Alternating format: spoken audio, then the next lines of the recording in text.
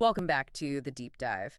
Today we're looking at some source material with a really powerful central idea. It's one that kind of forces you to rethink the whole relationship between human ingenuity and conflict. Right. The core idea is that weapons have always served as a mirror, A mirror. But not just of our violence. not at all, a mirror of our absolute maximum technological and intellectual achievement at any given point in history. So our mission today is to look right into that mirror.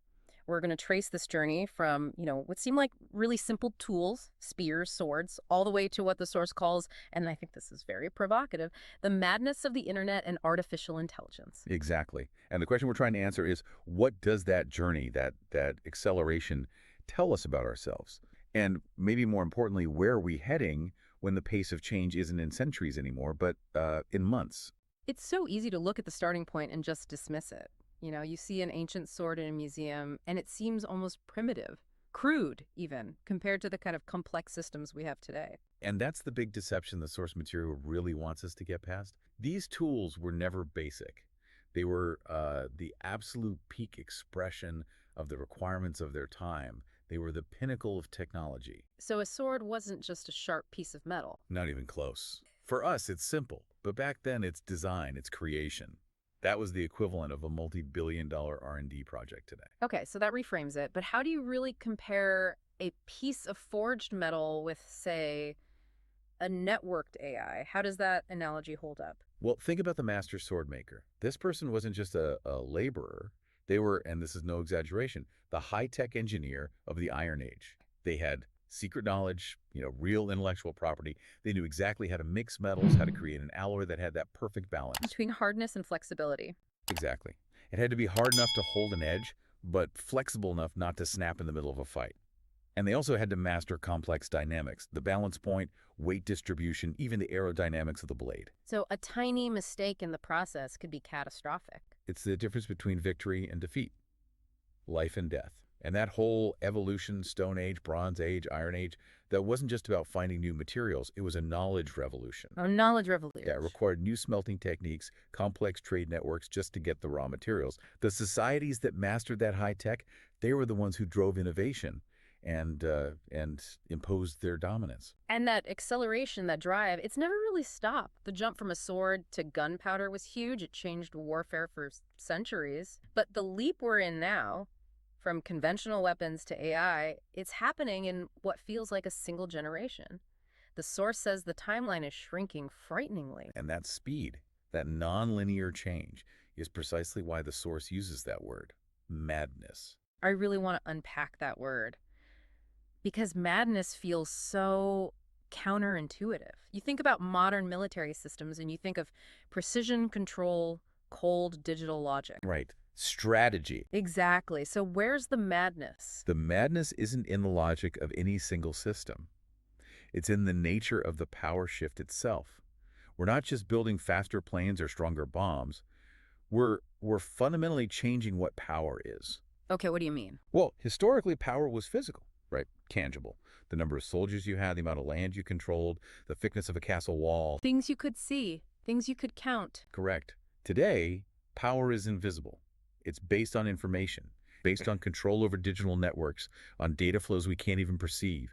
The madness is that shift from a tangible conflict of geography to a cognitive conflict of speed. And a conflict where the decisions are being outsourced to systems we designed but can't really control in real time anymore. That's the core of it. I mean, concrete, look at cyber warfare. We're talking about the ability to paralyze an entire country's infrastructure, the power grid, the financial system, hospitals, without firing a single shot.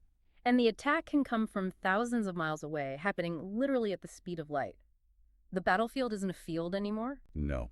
The battlefield is the network we all live on, everywhere, all the time. And that leads right into AI, I assume. It's the next logical step. We're now deploying fully autonomous systems, drones, swarms of robots that can identify a target, track it, and say, here's the critical part. Make the decision to fire without a human in the loop. So that's the real shift. The weapon goes from being a tool in a person's hand to being an entity that acts on our behalf, and increasingly for itself. But isn't there an argument that we have to do this? There is. And it's what I'd call the speed conundrum. Our current defense systems, the ones that have to react to a missile threat or a massive cyber attack, they have to use algorithms. They have to respond in milliseconds, Faster than any human could possibly react. infinitely faster. So we are being forced to cede these existential life or death decisions to machines simply because we can't keep up with the speed of the conflict that we created. That disparity in speed, that's the engine of the map. So if this is where we are, the source pushes us to that really big question: where are we going with this? It's not about the next drone anymore, is it? It's about the future we're building. Exactly. Every era has its requirements. In the Bronze Age, the requirement was a better alloy for your sword. Today, the obvious requirements are things like speed, efficiency, minimizing your own casualties, total information control. The military's operational checklist. Right. But the source argues that for this new era of autonomous weapons, there is one essential requirement that's often missing from that list. Which is? Wisdom. And that has to be the trillion-dollar question, right? Can you program wisdom? I mean, human wisdom is built on experience, on making mistakes, on empathy. How do you translate that into code? You've hit on the core dilemma. We are in a fierce global race to develop the capabilities of these systems. But the source suggests we are far behind in the race to understand the ethical and social consequences.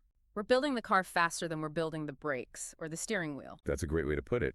And there's a very real fear among researchers of hitting a point of no return where these systems are operating so fast and at such a complex level that they are effectively outside of any meaningful human control. So let's bring that central metaphor back. A sword was an extension of the human hand, of muscle power. These new intelligence systems, they're an extension of the human mind, multiplying our analytical power at incredible speeds. And that's why the evolution of weapons reflects not just what we can build, but how we think. The conflict itself is moved from the physical realm into the cognitive invisible realm, So the old question was, who has the biggest army? or the strongest sword. Yeah. The question today is totally different. It's who controls the data? Who writes the algorithms? Who controls the invisible systems that manage these incredibly powerful weapons? The balance of power is now in the domain of the unseen. Completely. And that leaves us and you with one last provocative thought, one that builds directly on everything we've talked about today. If swords were extensions of our hands, Our physical strength. and internet weapons are extensions of our communication networks, then what exactly will these AI-driven weapons ultimately be an extension of? Will they be an extension of our best qualities, our logic, our rationality? Or will they be an extension of our hidden biases, our unconscious fears, the most flawed parts of our nature? Or, and this is maybe the most unsettling possibility, will they become an extension of something totally new? Something that operates on a logic that doesn't resemble us at all? And that is a mirror we might not be ready to look into. Thank you for joining us on this deep dive.